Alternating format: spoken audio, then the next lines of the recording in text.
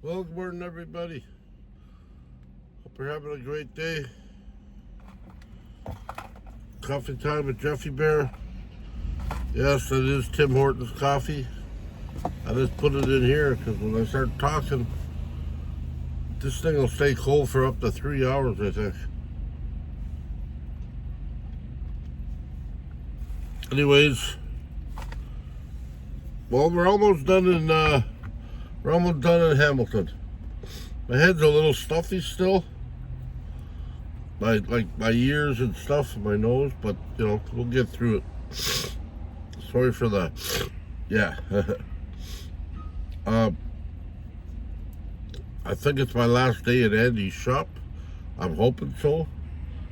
Not that I'm tired of Andy. I'm just tired of being around, sitting around. Like sometimes we can't always do something. He's got his own stuff. So, but the past couple of days, like Saturday, I went and I got my diesel heater done, and then tomorrow it was like a day of rest.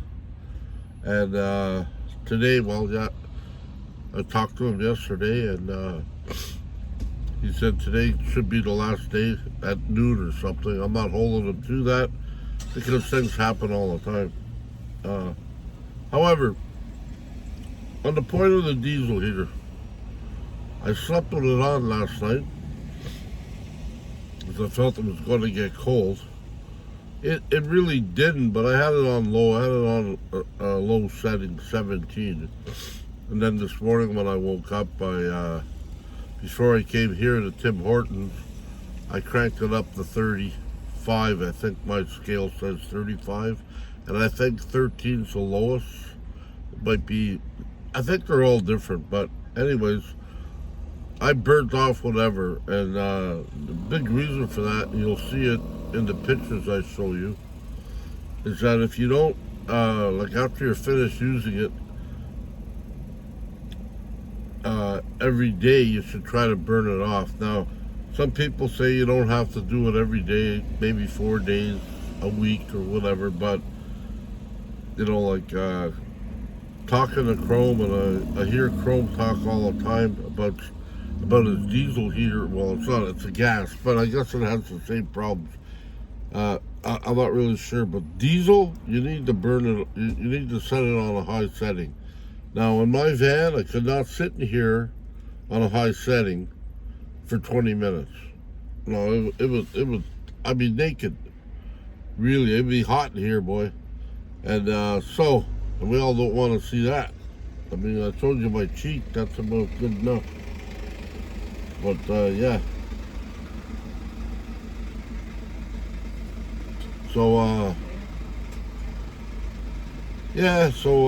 you gotta burn it, and usually 20 minutes. So I came down here, got a coffee, and then my beeper just went off before I ate my bagel. So I turned it off.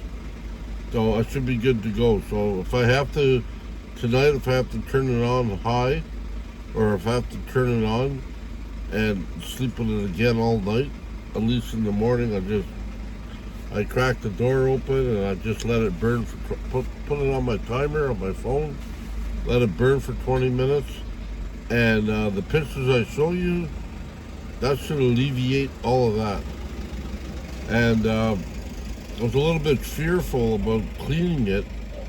The only thing I'm fearful about is these mitts won't get down, in around the frame, and I got my fridge built. My fridge is going to go on top of it.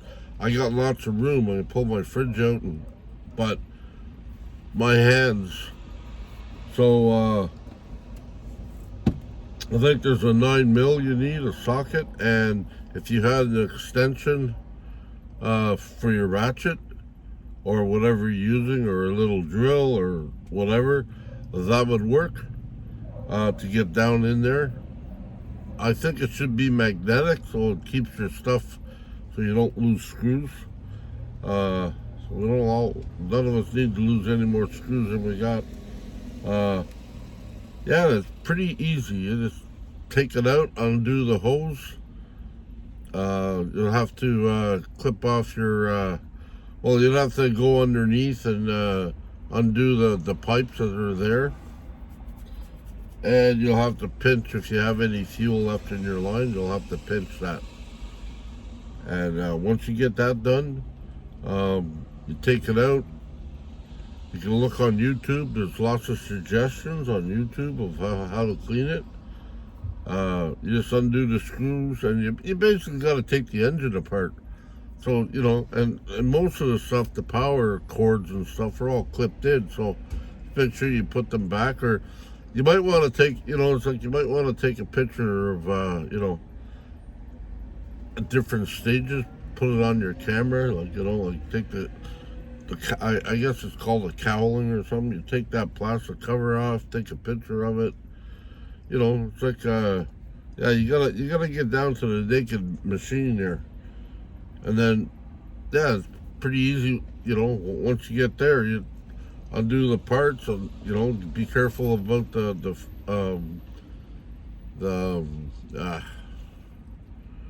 I guess the flanges or whatever, like, anyways. Yeah, there's a thing that, the gaskets, sorry. Yeah, my mind. Yeah, you gotta be careful about taking off the gaskets, because you want to put them back on if they're not wrecked. And yeah, and then once you take that off and you take everything apart, remember where you put them, and empty it out, clean it out with a wire brush. I believe he used Mark used brake fluid, I believe, or brake cleaner, one of the two. You'll have to find, but yeah, used like a cleaner of some sort. I think it had a brake line or something like that. But anyways, he did that, and he cleaned it with the wire brush, and it looks 100% better. Then he proceeded to put it all back together again. Check out your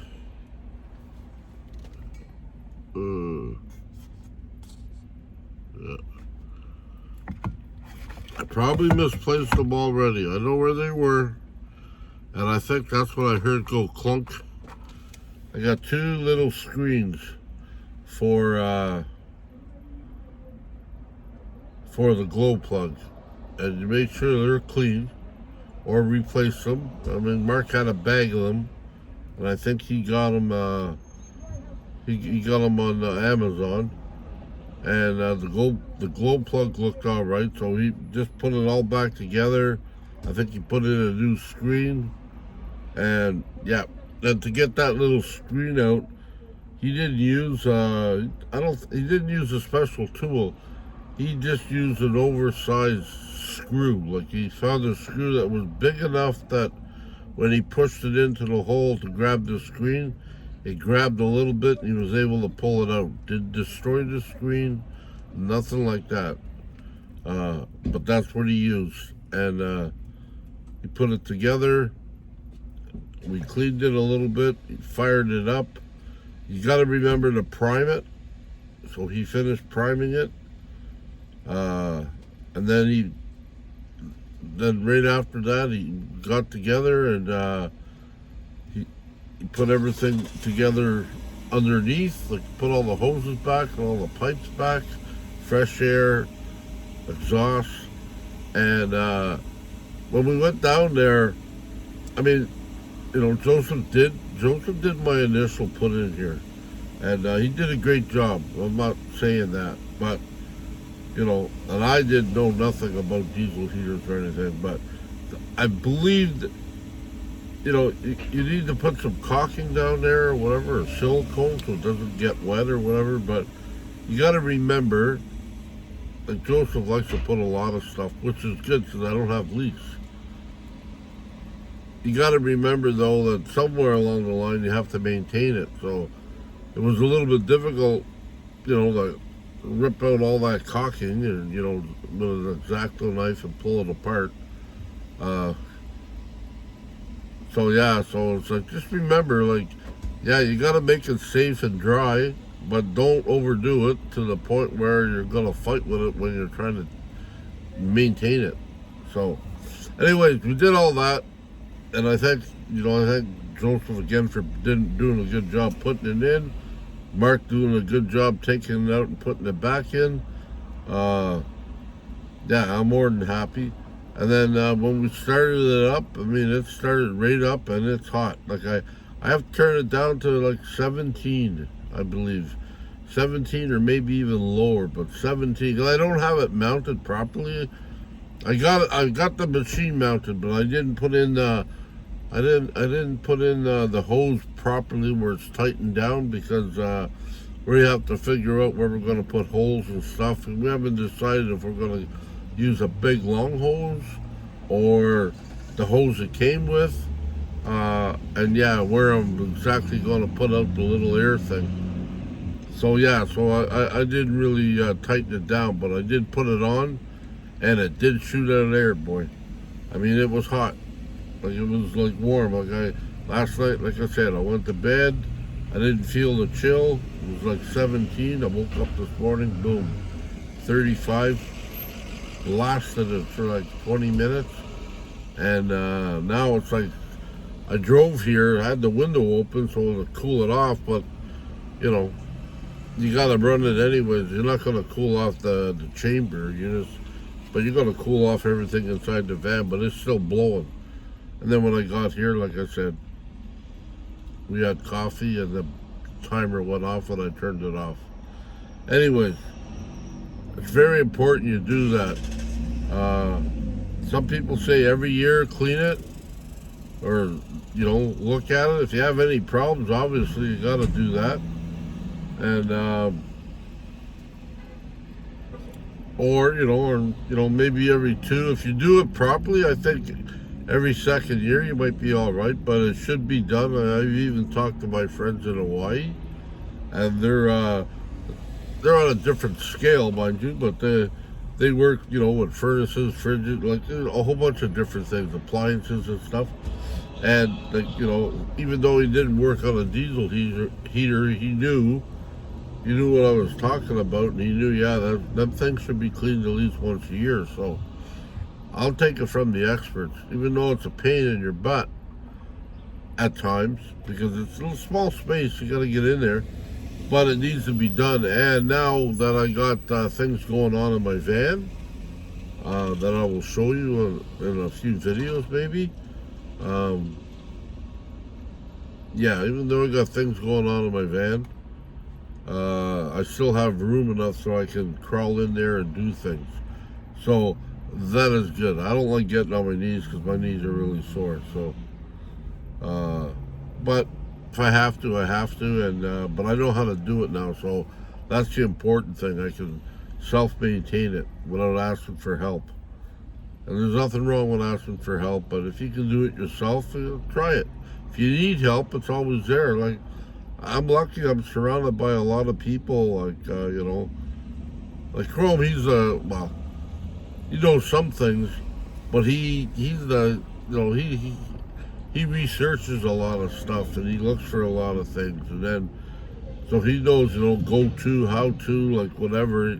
He might not always know how to do it all himself, but, that's Chrome's for like specialty.